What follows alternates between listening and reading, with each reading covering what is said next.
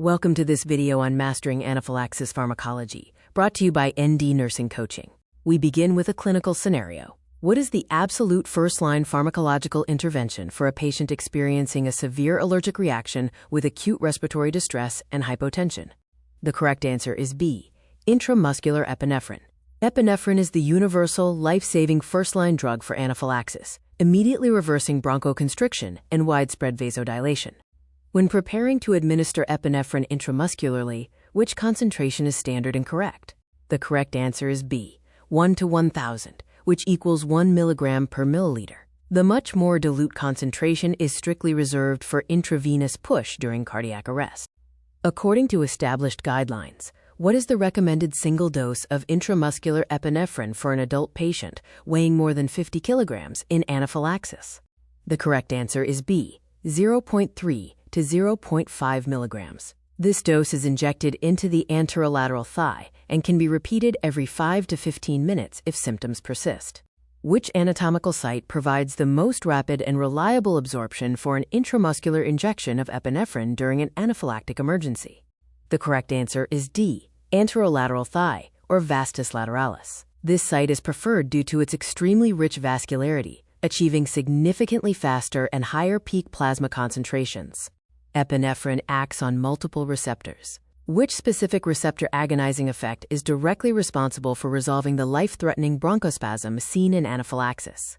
The correct answer is D, beta-2 agonism. Epinephrine's action on beta-2 receptors induces profound relaxation of the smooth muscles lining the bronchi, opening the airways. Conversely, which receptor mechanism of epinephrine is responsible for increasing systemic vascular resistance to counter the severe hypotension and mucosal edema of anaphylaxis? The correct answer is A, ALPHA1 agonism. Alpha-1 stimulation causes intense vasoconstriction, which restores blood pressure and reduces mucosal edema. A patient on long-term beta-blocker therapy remains dangerously hypotensive despite multiple doses of epinephrine.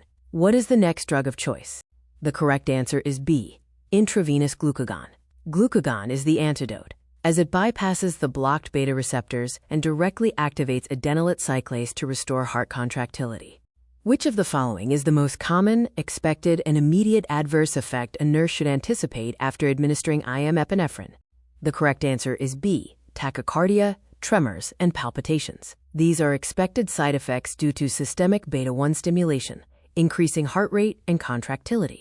If a patient in anaphylaxis remains persistently hypotensive despite the initial dose of intramuscular epinephrine, what is the initial IV fluid of choice for resuscitation? The correct answer is C, 0.9% normal saline. Anaphylaxis causes massive fluid shift, requiring aggressive volume expansion using isotonic crystalloids like normal saline to restore venous return. Systemic corticosteroids are routinely given in the emergency management of anaphylaxis. What is their primary therapeutic rationale? The correct answer is C, to prevent the occurrence of a biphasic late-phase reaction. Corticosteroids reduce inflammation and prevent the recurrence of severe symptoms hours later. Because of the risk of biphasic reactions, what is the absolute minimum recommended observation time for a patient following a completely resolved anaphylactic episode? The correct answer is C, 6 to 8 hours. Longer observation is sometimes recommended, but a minimum of 6 to 8 hours is necessary to monitor for potential late-phase symptom recurrence.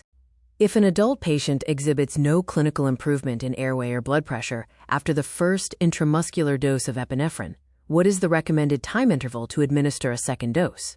The correct answer is B, 5 to 15 minutes. The half-life of intramuscular epinephrine is short, necessitating a repeat dose if symptoms persist or worsen after 5 to 15 minutes.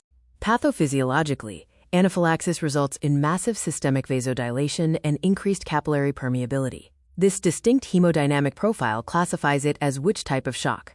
The correct answer is D, distributive shock. The profound vasodilation and fluid leakage into the extravascular space characterize distributive shock, despite normal or elevated cardiac output.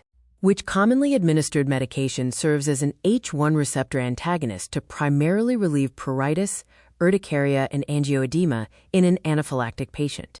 The correct answer is A, diphenhydramine. As an H1 antagonist, Diphenhydramine blocks the effects of histamine on small blood vessels and nerves, easing dermal symptoms.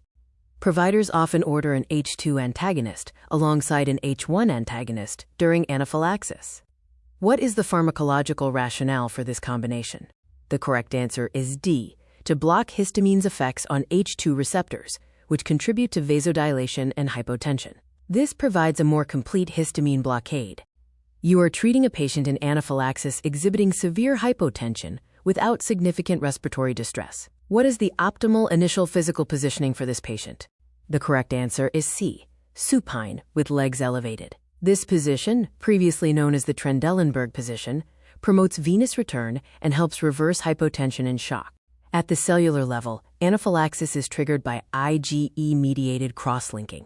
What is the primary, preformed chemical mediator released during subsequent mast cell and basophil degranulation? The correct answer is D, histamine. Histamine is the major preformed mediator, responsible for immediate vasodilation, bronchoconstriction, and increased capillary permeability. If an anaphylactic patient progresses to pulseless cardiac arrest, the route of epinephrine shifts to IV push. Which concentration must be used for intravenous administration in this scenario? The correct answer is D, 1 to 10,000, 0.1 milligrams per milliliter. Using the more concentrated 1 to 1,000 solution intravenously can cause severe hypertension and cardiac arrest. A pregnant patient at 28 weeks gestation presents with rapidly progressive anaphylaxis. Considering the risk to the fetus, what is the absolute drug of choice? The correct answer is C, epinephrine. Anaphylaxis is a life-threatening emergency. Epinephrine is paramount to maternal survival, which is the best outcome for the fetus. Fetal well-being is secondary to maternal stability. For pediatric patients, epinephrine dosing is strictly weight-based. What is the correct standard IM autoinjector dose for a child weighing between 15 kilograms and 30 kilograms?